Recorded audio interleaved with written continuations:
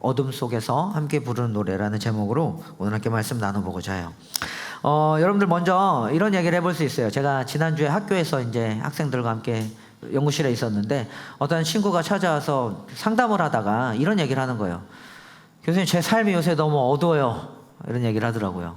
그래서 나름대로 본인이 가지고 있는 어두운 현실을 막 쏟아내는데 제가 봐도 조금 힘들어 보입니다. 근데 이제 원래 이제 F인 제가 그거에 대해 막 공감을 해줘야 되는데 그날따라 유독 T가 됐는지 되게 차갑게 말했던 것 같아요.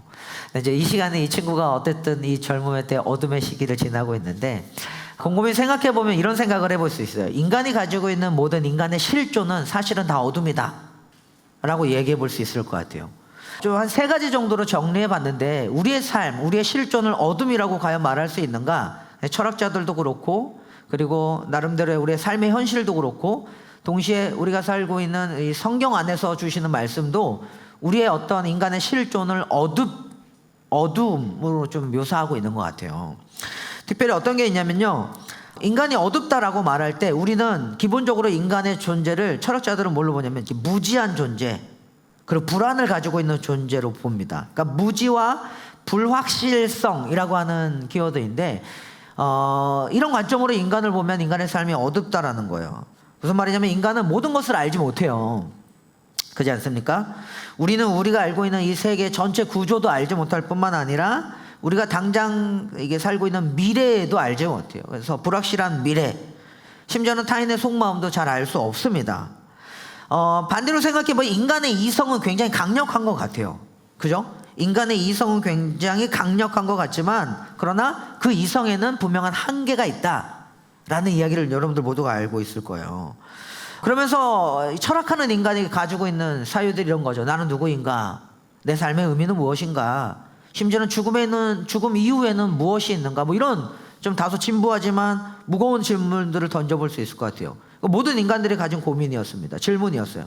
근데 여러분 보세요. 나는 누구인가? 내 삶의 의미는 무엇인가? 죽음 이후에 무엇이 있는가? 이것에 대해서 모든 인류들이 다 합의를 볼 만큼의 명확한 이성적인 답변을 준 시대는 없었어요. 사실 없었습니다. 그래서 모든 철학자들과 인간들은 얘기했어요. 실제 모더니즘 사회에서는 그 의미를 찾기 위해서 그 현대로 넘어오는 과정에서 내면으로의 여행을 떠나라 라는 이야기를 한쪽에서는 하기도 있어요. 그러니까 자기 내면의 여행을 떠나면서 내 자아를 찾고 내 삶의 의미를 찾으라는 거예요. 근데 여러분들 포스트 모던이라고 하는 이 시대에서는 이것조차도 해체시켜버립니다. 자기가 그거 공부해봐서 알 거 아니야. 그럼 뭐라고 얘기해요? 의미는 없어. 아예 이렇게 던져버려요. 근데 이 말 자체가 모순이에요. 의미는 없다라는 절대 명제를 던지는 순간 그 말도 모순이잖아요. 그 말이 절대적이지 않잖아. 그러니까 의미를 찾을 필요도 없어. 뭐 이렇게 얘기합니다. 의미를 해체시켜버리는. 그러니까 제가 말씀드리는 건 뭐냐면은 무지한 인간 그리고 뭐든지 정확하게 정의 내릴 수 없는 인간이 가지고 있는 의미가 해체되어져 버린 이 시대에 명확한 답을 내리는 사람들은 없다라는 거예요. 소크라테스가 이런 얘기를 했어요. 무지의 자각. 쉽게 말하면 나는 내가 아무것도 모른다는 것을 안다. 다시 말하면 이 무지라고 하는 것을 자각하는 게 지혜의 출발점이라고 좀 얘기한 적이 있어요. 자서 좀 어려운 얘기 있을 때 가볍게 들어보세요. 그러니까 이 철학자의 이야기만 봐도 뭘 볼 수 있냐면 인간 존재의 배경에는요 근본적인 무지에 대한 어떤 탐색이 깔려 있다라는 거예요. 그러니까 우리는 이 모르는 것에 대한 알려고 하고 그것을 탐구하려고 하는 것이 모든 인간이 가지고 있는 지점이라는 거야. 근데 그게 과연 알 수 있느냐? 알지 못한다. 이걸 모르는 이 상태를 어둠이라고 얘기해 볼 수 있을 것 같아요. 성경도 이 지점을 이야기합니다. 우리 한번 볼까요? 고린도전서 13장 9절 한번 볼래요? 함께 읽어볼게요. 시작. 우리는 부분적으로 알고 부분적으로 예언합니다. 바울은 이 지점에서 우리가 알고 있는 것을, 그러니까 우리가 알고 있는 어떤 가치들을 거울로 보는 것처럼 희미하게 한다, 뭐 이런 표현을 한 적이 있어요. 이게 뭐냐면 하나님의 뜻과 심지어는 세상의 질서를 완전히 이해할 수 없는 우리들, 그런 어떤 지식에 제한된 상태, 그게 곧 인간의 실존이다라는 거예요. 이해가십니까 여러분들? 그러니까 인간의 삶이 어둡다라고 표현할 때 첫 번째는 이런 무지와 불안을 들여다보면 인간의 삶이 어둡구나 라는 걸 이야기해 볼 수 있어요. 또 뭘로 인간의 어둠을 이야기할 수 있냐면, 여러분 보세요. 우리가 보통 어둡다, 내 삶이 어두워라고 말할 때 뭐 얘기해요? 고통이 있어요. 상실이 있어요. 삶에는 누구나 상실, 병, 불안, 실패, 이건 우리 모두가 겪는 것들이에요. 근데 이 고통이 단순히 일시적인 문제가 아니라 인간 실존의 핵심적인 부분이라고요. 조금 오늘은 서론이 좀 어려워. 근데 이해해 보세요. 그 키에르케고르라고 하는 실존주의 철학자가 있어요. 어떻게 인간을 봤냐면, 절망이라는 게 인간의 실제적 본질이다라는 이야기를 한 적이 있어요. 그러니까 고통과 고난과 어려운 우리들의 상황을 우리가 어둠으로 보듯이 그 어둠 자체가 인간의 그 실존이다. 동의되지 않으세요? 이 나이쯤 돼보면 이제 더 알 거야. 살아보니까. 그게 우리의 삶인 것 같아. 시편에서도 이런 얘기를 해요. 이 어두움을. 그리고 욥기에서도 그런 얘기합니다. 시편과 욥기에서 말하는 게 뭐예요? 고통 속에 부르짖는 인간들. 특히 우리가 오늘 본 이 본문도 마찬가지지만, 시편에서는 보통 이런 얘기 많이, 여러분들 들어본 적 있어요? 하나님 어찌하여 나를 버리셨나이까? 그러니까 그가 가지고 있는 상실과 고난과 고통이 곧 인간이 가지고 있는 어둠의 한 실체이고, 그것을 성경에서도 그렇게 묘사하고 있어요. 어두운 우리 삶에 주님 왜 나를 버리셨습니까? 사실 시편에서 주님 어찌하여 나를 버리셨나이까 이런 고백들이 많이 나오는 건 뭐냐면요, 인간 존재의 어둠을 정직하게 마주보는 나름대로의 성경의 통찰이에요. 우리의 존재가 어둡구나 라는 것을 정직하게 마주하게 하는 괜찮은 성경적 통찰입니다. 그리고 동시에 그것은 하나님을 찾도록 유도하는 어떤 자리가 되기도 해요. 그렇지 않아요, 여러분들? 그 어둠 가운데. 또 제가 이런 얘기를 했죠. 어둠은 뭐예요? 인간의 실존이다라고 얘기했을 때 세 번째 영역은 뭐냐면은 신의 부재, 하나님의 부재라고도 표현해 볼 수 있어요. 하나님의 부재. 뭐예요, 여러분들? 우리가 가지고 있는 죄 또는 하나님과의 관계 단절, 그리고 심판 앞에 선 우리, 무엇보다 영적인 무지, 길 잃은 방향성들, 영적인 공허함, 이럴 때 우리는 우리의 삶을 어둡다라고 표현하죠. 성경에서 어둠이 바로 이런 것들을 표현해요. 그러니까 인간은 본질적으로 암흑 상태에 있다라고 정의 내리는 게 성경 아닙니까, 여러분들? 우리가 많이 배웠던 그게 우리의 실체인 거죠. 요한복음 1장 4절에서 5절 말씀 같이 한번 읽어볼까요? 함께 읽겠습니다. 시작. 그에게서 생명을 얻었으니 그 생명은 사람의 빛이었다. 그 빛이 어둠 속에서 비치니 어둠이 그 빛을 이기지 못하였다. 그러니까 요한복음에서도 표현되어 있지만 예수님은 세상의 빛이라 그래요. 그리고 우리가 살고 있는 이 세상을 어둠으로 묘사합니다. 이 어둠이 뭐예요? 하나님에 대한 부재인 거죠. 여러분들 좋으세요? 제가 좀 어렵게 얘기하긴 했는데 우리가 준 요 페이퍼 앞부분을 정리를 해놨거든요. 좀 쉽게 설명하면 이거예요. 어둠이 인간의 실존이다라는 걸 세 가지 영역으로 설명했는데, 방금 첫 번째 뭐냐면 무지하고 불안한 인간, 그죠? 두 번째는 고통과 상실 가운데 있는 인간, 세 번째는 이거예요. 신의 부재, 하나님이 내 삶에 없기 때문에 던져지는 어두움이라는 게 있더라고요.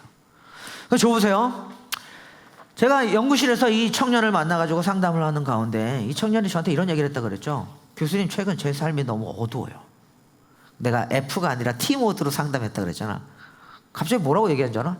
야, 네 삶이 어두운 거는, 어지간해 그런 얘기 들으면 이제 어린 청년들이니까 막 공감해 줬을 텐데, 그날따라 그랬던 것 같아. 야, 네 삶이 어두운 거는 곰곰이 생각해봐.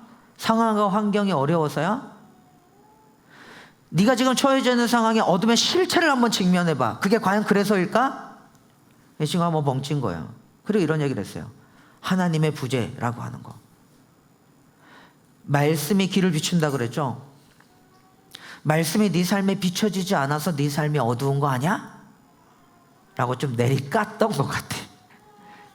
혹시 이 설교를 들으면 그 친구에게 좀 사과의 말씀을 드리지만, 그러나 여러분들 진짜 곰곰이 생각해 보세요.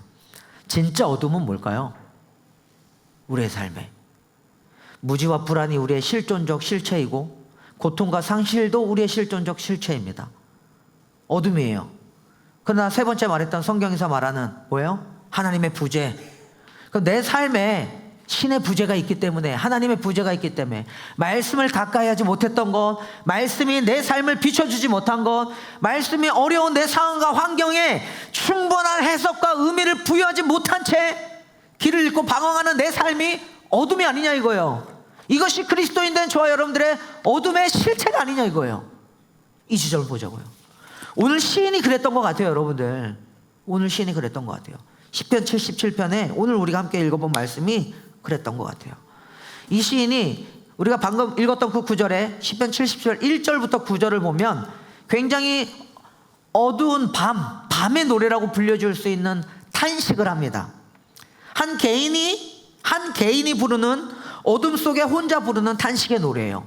같이 한번 읽어봤으면 좋겠는데 1절부터 9절 시입니다. 이 시인이 어떤 노래를 부르고 있는지 같이 한번 살펴보죠. 9절까지인데 한번 읽어볼게요. 시작. 내가 하나님께 소리 높여 부르짖습니다. 부르짖는 이 소리를 들으시고 나에게 귀를 기울여 주십시오. 내가 고난을 당할 때에 나는 주님을 찾았습니다. 밤새도록 두 손 치켜들고 기도를 올리면서 내 마음은 위로를 받기조차 마다하였습니다. 여기 밤을 새면서 기도하면서 하나님의 위로를 구하고 있는 시인의 기도예요. 어둠의 직면에 있는 한 시인의 실존입니다. 3절입니다. 시작. 내가 하나님을 생각하면서 한숨을 짓습니다. 주님 생각에 골몰하면서 내 마음이 약해집니다. 여러분들 이런 날 있어요. 더 이상 하나님의 말씀이 내게 위로가 되지 않는 거예요. 성경을 읽어도 그게 나에게 와닿지가 않는 거예요.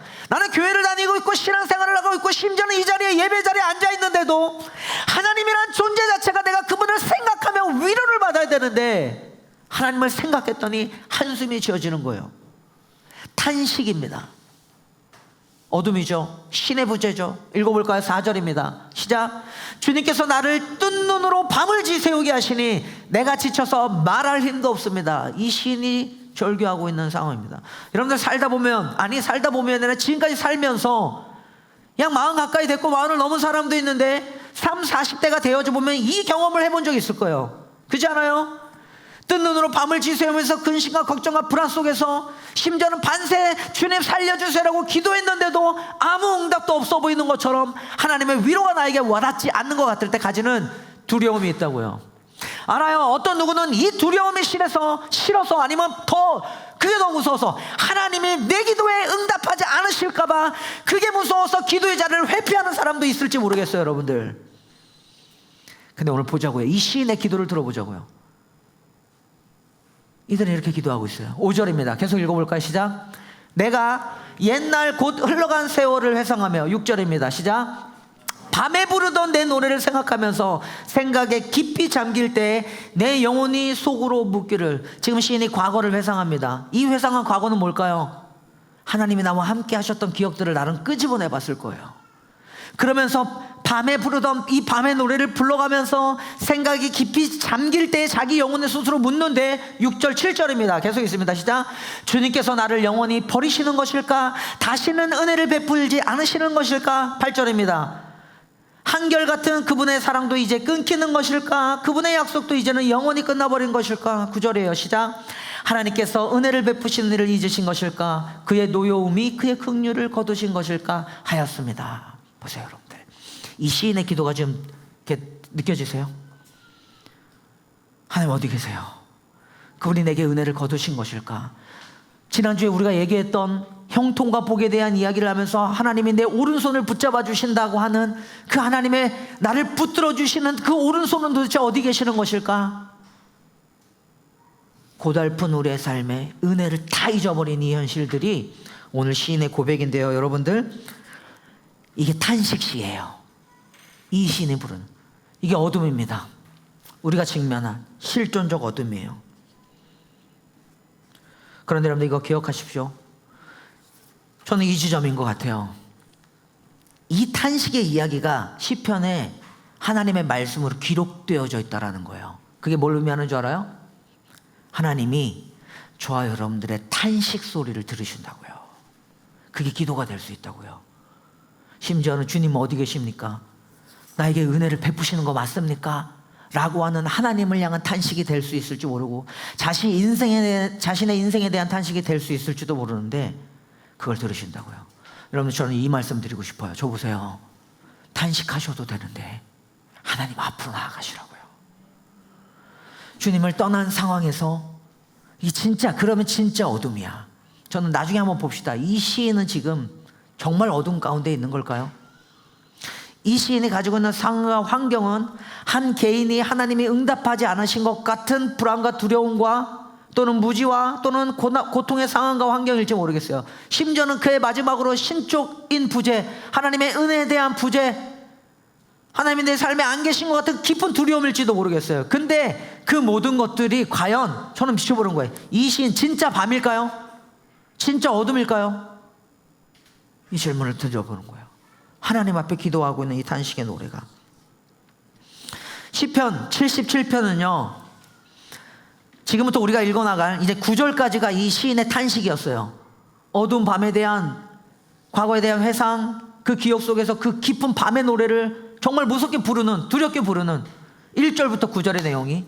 근데 지금부터 부르는 10절부터의 내용은 분위기가 완전히 반전됩니다.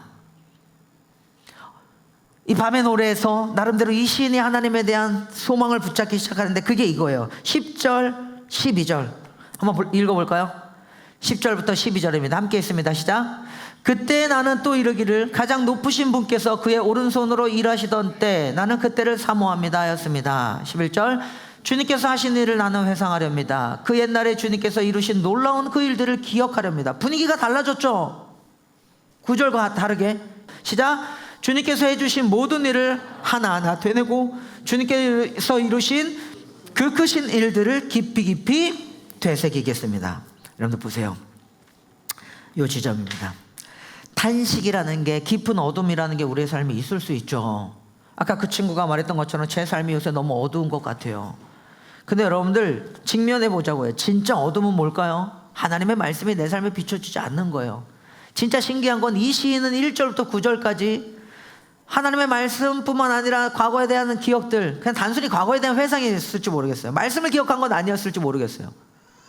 근데 그 어떤 자신이 가지고 있는 어둠이라고 하는 그 실존에 대한 깊은 묵상이 감정적으로 이어지면서 깊은 탄식으로 빠질지 모르겠는데, 그것이 하나님 앞에서 쏟아내는 고백 가운데 10절, 11절, 12절에는 이렇게 완전히 바뀝니다.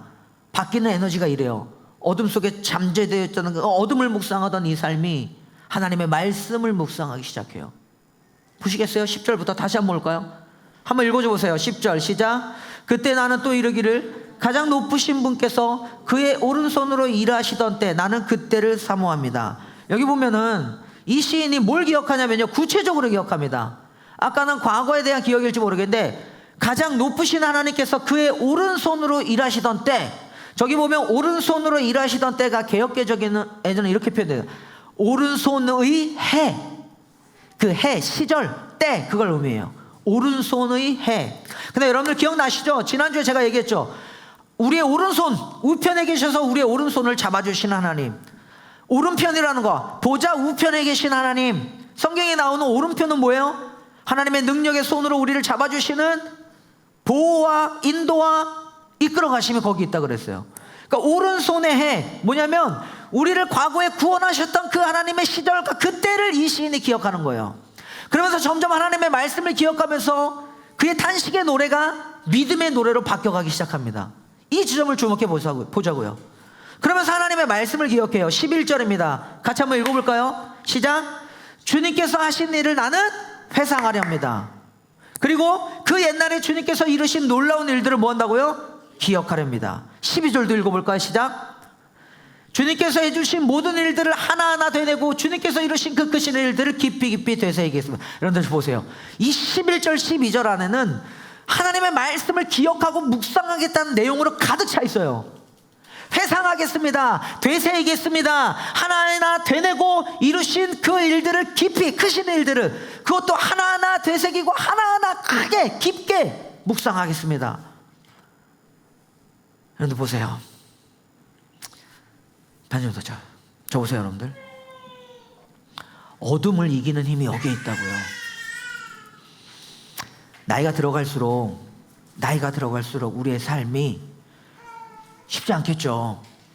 하나하나 해결하는 것들이 굉장히 큰 어려움들이 있겠죠. 어둠입니다. 그래서 저는 진짜 물어봐요. 어둠이라는 우리 인간의 실존을 나이가 들수록 우리는 더 많이 경험할지 모르겠어요. 제가 지난 시간에 이 얘기했을 텐데 기억나세요? 형통이라는 게 무슨 의미라고요? 짤라흐라고 하는 이 형통이라는 단어가 뭘 의미한다고요? 일이 잘 풀리는 거라 그랬어요. 근데 잘 들으세요. 모든 형통이 다 복이 되진 않는다고요. 단순히 내 삶에 일이 잘 풀린다고 내가 빛에 있는 게 아니라는 말이에요, 여러분들. 이해가십니까? 상황과 환경 때문에 내가 어둠에 있고 빛에 있는 것이 아니라, 내가 그것을 알기 때문에, 모르기 때문에 내가 어둠에 있고 빛에 있는 것이 아니라, 하나님이 내 삶에 계시지 않기 때문에 더 이상 내 신앙생활의 의미를 잃어버린 거라고요. 어느 시점에 내가 하나님을 기억하려고 해도 응답하지 않으시는 것 같은 그분이 두려워서 발버둥 칠 때에, 성경을 읽는데도 그 말씀이 내게 와닿지 않는 그 지점에, 빛을 비추지 않는 것 같은 그 지점에, 그게 어둠이라고요, 여러분들. 신의 부재입니다. 근데 오늘 시인은 그 지점에 서서 다시 한번 하나님의 말씀을 파고들고 있다고요. 묵상하겠습니다. 되새기겠습니다.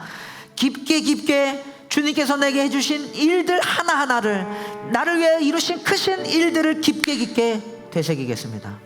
여러분들 보세요. 그때 우리의 믿음의 노래가 단순히 감정적인 하소연이 아니라 하나님의 말씀에 의해서 튜닝되기 시작해요.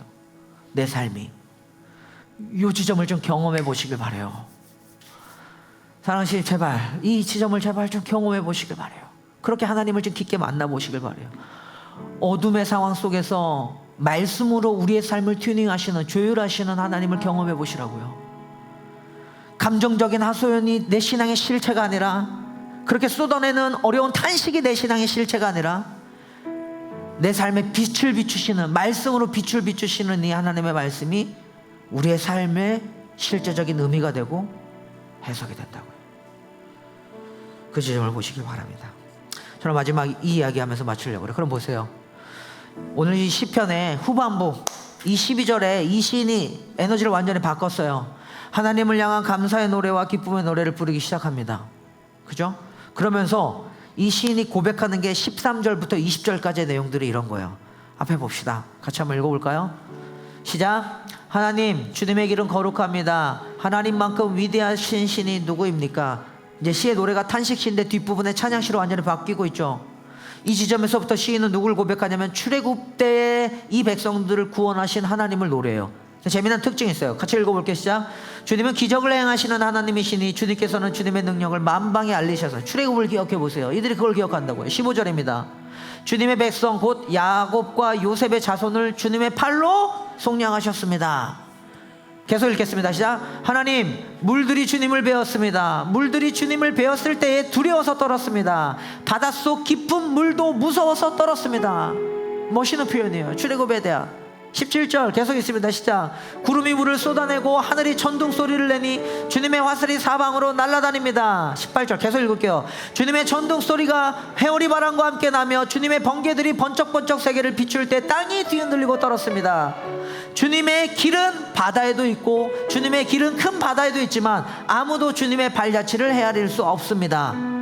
주님께서는 주님의 백성을 양떼처럼 모세와 아론의 손으로 인도하셨습니다. 보세요. 출애굽의 구원의 이야기를 이 시인이 기억하기 시작합니다. 되게 중요한 거예요. 근데 여러분들 여기 한 지점이 있어요. 보세요. 이 시는요, 시편 70편의 배경은 이래요. 이게 한 개인의 탄식이었어요. 그러니까 개인의 사연이었을지 몰라요. 이게 국가적 재난이나 어떤 공동체적인 어려움이 아니라 처음에 1절부터 9절까지 읽었던 시의 내용을 가만히 살펴보면 이 시인이 개인적인, 아까 저를 찾아왔던 그 한 청년의 고민처럼 제 삶이 어두운 것 같아요. 내 삶의 어두움을 직면해서 하나님 살려주세요라고 부르짖었던 이 한 개인의 밤의 노래였을지 모르겠어요. 근데 그게 지금은 어떤 노래로 바뀌었는지 아세요? 이 출애굽을 회상하는 과정에서 공동체적인 기억으로 바뀌고 있어요. 이 지점에 되게 주목해 볼 필요해요. 실제로 여러분들 시편 77편은요 아삽의 노래로 불려지고요. 거기 보면 제목이 이렇게 제목이에요. 여두둔의 어떤 그 지위에 따라서 부른다고 하는데 성가곡이었습니다.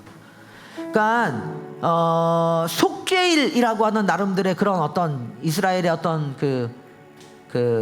어떤 절기 때 같이 모여서 예배 드릴 때 불려졌던 노래가 시편 77편이에요. 그러니까 한 개인이 흥을 얻었던 게 아니라 이 시편이 어떻게 불려졌냐면 이스라엘 백성들이 바벨론 포로로 끌려갔을 때, 예를 들어서 그래서 국가가 공동체적으로 이런 노래를 불렀다고요.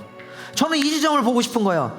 한 개인의 어두운 노래가 하나님의 말씀을 기억하면서 회복이 되어졌고요. 그리고 동시에 지금 이 지점에서 뭘로 바뀌냐면 함께 부르는 기억의 노래로 바뀌고 있어요. 함께 부르는 공동체의 노래로 바꾸고 있다고요. 이 지점에 좀 주목해 볼 필요가 있어요. 출애굽을 같이 기억하면서 공동체적인 구원을 경험하는 노래로 바뀌고 있다고요. 이게 의미하는 게 뭘까요, 여러분들? 이겁니다, 여러분들. 내 삶의 어둠을 나 혼자 해석하는 게 아니라고요. 내 삶의 어둠을 나 혼자 해석하는 게 아니에요. 믿음의 노래는요, 혼자 부르는 게 아닙니다. 그거는 말씀의 공동체가 함께 부를 때 나의 어둠이 새로운 해석과 소망으로 열리게 되는 것 같아요. 어렵니? 쉽게 정리하고 맞춰줄게요. 나름 성경을 좀 주의해야 한다고 여러분들한테 풀어드렸는데 여러분들의 상태를 보니까 살짝 어려워하는 것 같아요. 좀 쉽게 설명해줘. 끝내야지. 저 보세요. 한 개인의 탄식의 노래가 한 개인이 가지고 있는 그 어둠이 회복되어지는 과정에서, 이 어둠이 빛으로 나아가는 형성되어지는 과정에서 하나님의 말씀이 있었습니다. 저는 이야기 드렸어요. 여러분들이 경제적으로 어려워서 어두운 게 아니라니까요. 육신의 질병을 있어서 삶이 어두운 게 아니라고요. 진짜 어두움은 뭐냐면 하나님이 그 삶에 빛을 비추시는 그 빛의 의미를 발견하지 못했기 때문에 삶이 어두운 거라고요. 이게 제가 그 청년에게 던졌던 말이에요. 오늘 시인이 마찬가지였어요. 그 빛을 발견하지 못하는 1절부터 9절까지는 그의 삶의 어둠이었을지 모릅니다. 근데 10절부터 12절까지 이어지는 하나님의 말씀을 기억하면서 말씀이 길을 비춘다고 하는 그 말씀이 이 시인의 삶을 비추기 시작하니까 그의 노래가 믿음의 노래로 바뀌었다 그랬어요. 그러면서 이 노래가 뭘로 더 확장되어지냐면 공동체적인 노래로 바뀌어진다 그랬어요. 그래서 여러분들 뭐가 우리 삶에 중요한 줄 아세요? 그룹 큐티가 그래서 중요한 거예요. 수배서의 삶의 나눔이 그래서 중요한 거라고요. 정우가 함께 묵상하면서 삶을 나누는 자리가, 하나님이 이걸 왜 정하셨냐면 이게 없으면 현우야 혼자서 예배 드려도 된다는 거야. 공동체적 예배가 필요 없다고요. 그냥 각 개인이 편하게 신앙생활 하면 되지. 근데 우리가 함께 모여서 서로의 삶을 나누고 함께 모여서 내 연약함을 고백하고 그리고 같이 말씀을 묵상하면서 내가 어둠에 빠져서 나 개인의 탄식에 빠져 있을 때 저 사람이 고백하는 이 회복의 노래를 서로 귀 가운데 듣는 가운데 여러분들 우리가 빛으로 나아간다고요. 그게 여러분들 지난주 수요일 우리 현석 간사님이 인도했던 큐티 모임에서 그냥 일어났던 날이에요. 일들이에요. 무슨 일이 일어난 줄 아세요? 시편 77편을 거기서 묵상했습니다. 묵상하는 과정 가운데 아랫마을도 참여했고 윗마을도 참여해서 많은 사람들이 참여했어요. 이들이 참여해서 뭐 한 줄 아세요? 자신의 삶을 나누기 시작합니다. 근데 어떤 아랫마을 한 청년이 이런 걸 나눠요. 뭘 나눈 줄 아세요? 자기가 되게 꿈꾸고 소망했던 갑자기 직장에 취업할 수 있는 기회가 생긴 거야. 여러분들 이력서를 넣었는데 그게 덜컥 붙어버린 거야. 나름 괜찮은 그 세계에서는 꽤 괜찮은 기업이었어요. 얼마나 기대했을까. 그래서 저를 찾아와서 이미 2주 전에 목사님 저 이렇게 해서 여기 갈 것 같은데 기도 좀 해주세요 하면서 같이 부풀리는 마음으로 기도도 봤어요. 전날 면접 보는 직전 전날 제가 전화까지 하면서 그래 잘 됐으면 좋겠어 목사님 기도할게. 그리고 그 결과를 그 큐티했던 모임에서 들었어요. 여러분들 어떻게 되는 줄 아세요? 결과가 붙었을까 떨어졌을까? 아주 기똥차게 떨어졌습니다. 근데 이 친구가 무슨 고백을 했는 줄 아세요? 자기의 마음이 평안하대요. 감사하대요. 저는 묻습니다. 여러분들 자기가 원하던 그 면접 간절히 소망했던 그 입사에 떨어졌어요. 어둠 아닙니까? 근데 이 친구는 뭘 고백하는 줄 아세요? 하나님이 자신을 선한 길로 인도하실 것 같아서 아무렇지도 않대요. 감사하대요. 평안하대요. 진짜 아무렇지도 않을까? 여러분 저는 이걸 보는 거예요. 지난주에도 설교했어요. 요셉은 그의 삶이 하나님과 함께 하셨기 때문에 형통했다 그랬어요. 형통은 단순히 일이 잘 풀리는 것일지 모르겠지만 모든 형통이 복이 되질 않는다고 얘기했죠. 요셉의 삶을 가만히 보자고요. 그의 삶은 어땠습니까? 감옥이었어요. 가족들에게 버림받았다고요. 어둠입니다. 얼마든지 내 삶은 어두워요라고 이 시인의 고백처럼 1절부터 9절까지의 그 고백처럼 주님 어디 계십니까? 나에게 은혜를 베푸신 하나님 나를 잊으셨습니까? 라고 고백하는 게 당연한 거예요. 근데 여러분들 하나님의 이 복을 누린 사람들, 말씀이 빛을 비춰줘서 그 말씀에 소망을 두는 사람들, 그 사람들은 어떻게 사는 줄 아세요? 상황과 환경, 아까 말했던 무지, 이 모든 고난과 고통의 시간 속에서도 그들은 하나님의 빛을 봅니다. 그러니까 그게 어둠이 아니라는 해석이 있는 거예요. 저는 이게요, 삶의 태도로 이어진다고 생각해 보세요. 아랫마을에 그 친구가 면접에 떨어졌습니다. 근데도 감사하대요. 전 속으로 이 생각했어요. 아, 이 회사 진짜 인재를 놓쳤다. 여러분들 생각해보세요. 여러분들이 리더면 그런 태도와 그런 가치관을 가지고 있는 사람 뽑겠어요, 안 뽑겠어요? 그런 사람과 같이 일하겠어요, 안 하겠어요? 반대로 생각해볼까요? 하나님 신앙적인 거 잠깐 뛰어넘어서라도 그런 가치관과 그런 삶의 태도와 그런 자세를 가진 사람들이 이 세상을 살아갈 때 얼마나 힘있게 살아내겠냐고요. 저는 훨씬 잘 살 것 같아요. 늘 모이면 부정적으로 자신의 어둠을 묵상하고 그것을 감정으로 쏟아내면서 그냥 거기서 끝나버리는 게 아니라, 이런 패배적인, 이런 부정적인 세계관과 삶으로 사는 삶이 아니라 그 지점에서 공동체적인 묵상과 함께 또는 개인이 하나님의 말씀을 기억하면서 일어서는 그 지점에서 여러분 하나님을 노래한다면, 저는 삶을 대하는 태도와 자세부터가 다르다고 봐요. 이게 그리스도인의 힘 아닐까요? 보세요. 근데 그게 어디에서 일어난 줄 아세요? 그룹 큐티, 공동체적인 묵상. 미안해요 여러분들, 나 오늘 이걸 좀 찌르고 싶어서 사실. 여러분들 심각하게 받아들이세요. 내 삶에 이 공동체적인 노래를 함께 부를 사람이 없다? 단호하게 말씀해요. 신앙생활 잘못하고 있는 겁니다. 하나님은 그러면 공예배 필요 없다니까요. 그냥 혼자서 유튜브 보고 영상 보면서 예배 드리세요. 아, 뭐 불편하게 여기를 와요. 그냥 여러분 하고 싶은 대로 하세요. 그러면서 내 필요한 시간에 말씀을 뜯어갖고 먹으면 된다고요. 신앙생활 잘못하고 있는 겁니다. 그거 아니에요 여러분들. 어떻게든 순모임 안에 연결되시고, 그리고 위에서 큐티하는 그 모임들과 그룹들은 연대 신앙 결단을 하시길 바랍니다. 다시 말씀드릴게요. 남는 시간 쪼개서 찌끄레기 시간 하나님께 드린다고 하지 마시고, 여러분들 먼저 구별하셔서 하나님 당신이 받으셔야 될 당신의 시간입니다 라고 좀 드리십시오. 예배 시간 잘 지키시고요. 여러분들 사회에서 약속도 그렇게 안 하잖아요. 우리는 클라이언트가 되게 중요한 약속을 잡았다고 생각해 보세요. 주일날 오전에 예배드리는 이 시간은 하나님과 여러분들이 드리는 약속의 시간입니다. 일주일에 한 번 있는 시간이에요. 미안해, 오늘 목사님 좀 찌를게. 한 번만 한번 점검해 보자고요. 정리합니다. 시심은 후반기를 다시 한번 우리의 신앙을 점검해 갈 겁니다. 제가 지난주부터 사실은 빌드업 했던 것 같아요. 뭐냐면, 여러분들 영적으로 안녕하십니까? 라고 찔렀던 것 같아요. 혹시 우리의 삶이 어둠 가운데 있을지 모르겠는데 주님은 여전히 빛으로 저와 여러분들을 초대하시는 줄로 믿습니다. 그 자리로 나아가십시오. 결단하시고 뜻을 세워서 그 은혜가 여러분들 안에 있기를 바랍니다. 아멘. 세 가지로 간단하게 정리해 볼게요. 첫 번째는 뭐냐면, 어둠 속에서 침묵하시는 하나님.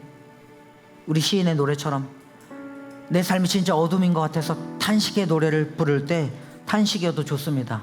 하나님께 쏟아내십시오. 그럼 돼요.